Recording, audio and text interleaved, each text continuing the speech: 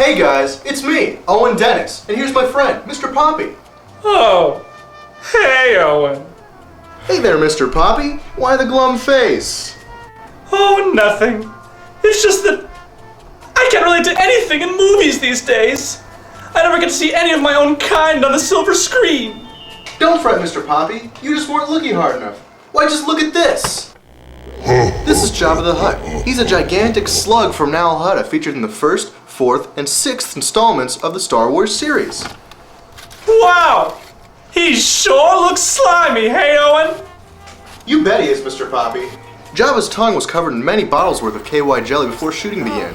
You might say it was a little bit of puppet makeup. Wait!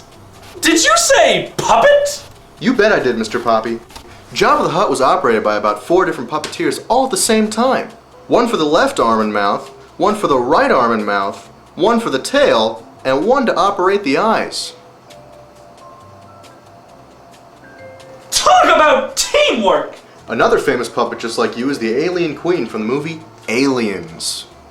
Aliens?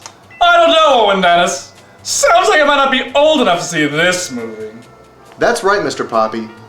You should always ask a parent or guardian for permission before viewing a movie that might or might not be suitable for young audiences. The Alien Queen was actually built 3 times.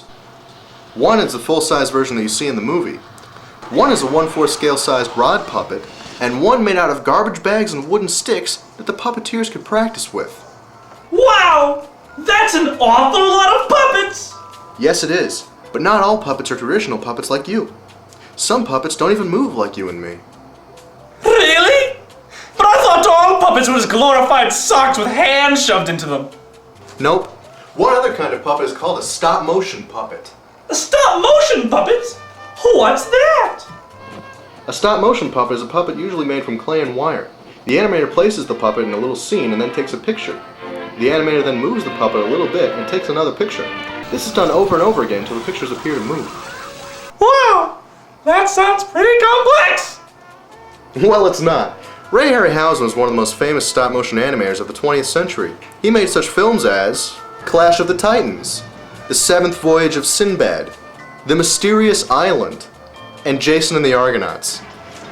But those skeletons don't look very real. Nothing like Jabba the Hutt or the Alien Queen. Well, that's because Jabba the Hutt and the Alien Queen are something unique to traditional puppets. Motion blur. Motion blur? What's that?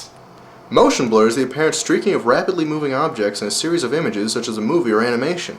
Wasn't there anything they could do to make it better? Well, yes, there was. Eventually, animators figured out they could simulate motion blur through a number of different means. Firstly, they could smear Vaseline on the camera lens and then take the picture. This technique was used extensively in The Terminator. Another technique they used was hitting the camera or table while the picture was being taken. This technique can be seen used in RoboCop and Star Wars Episode 5, The Empire Strikes Back. That sure is an impressive list of movies. It sure is, Mr. Poppy. Luckily, animators figured out an even better way to do this sort of special effects. It's called Go Motion. Go motion, huh? Well, I don't know. That sounds kind of like the opposite of stop motion to me. Good news, Mr. Poppy. It is. Go Motion used the same technique as stop motion, but had rods leading from the puppet to a computer. The animator would move the puppet to its next position. The computer would record it and move it back to its previous position. When the animator started the exposure for that frame, the computer would then move it back to where the animator had placed it earlier.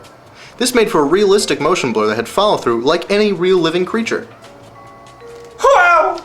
It's amazing what computers can do in our technologically advanced cyber age! That's not the half of it. Nowadays, computers do everything.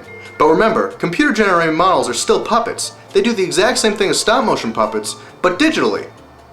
I never realized that. Computer-generated graphics were first implemented in the box office hit Tron. After that, it was featured stylistically in The Abyss and Terminator 2.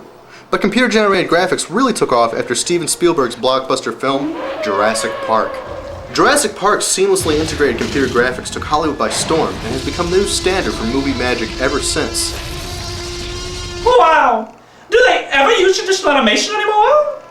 Nope. Traditional animation has lost its value and is viewed as archaic and outdated. But what about the people who enjoy traditional hand-drawn animation? Well, it sucks to be them. Anyway, that's all the time we have for today. Join us next week when we talk about the Great Barrier Reef and how it affects the Amazon rainforest. Bye. Bye. Bye.